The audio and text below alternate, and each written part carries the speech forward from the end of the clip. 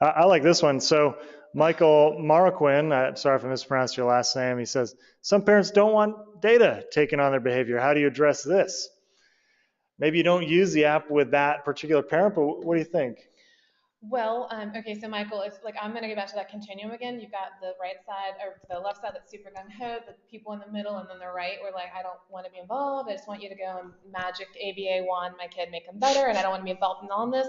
So you're just gonna be like, hey, you know what? This isn't even our role. Like it's actually the insurance company makes us do it. So pass it on to someone else if the parent doesn't really want data taken on their behavior. And you may want to rephrase it differently and just say, we're just going to collect some data so that we can you may want to just rephrase the wording of it and say we're collecting data on your behavior just so we can collect some data. It would be helpful if you could just tell us this information. Or you can just blame it on the insurance company if you need to. Love it.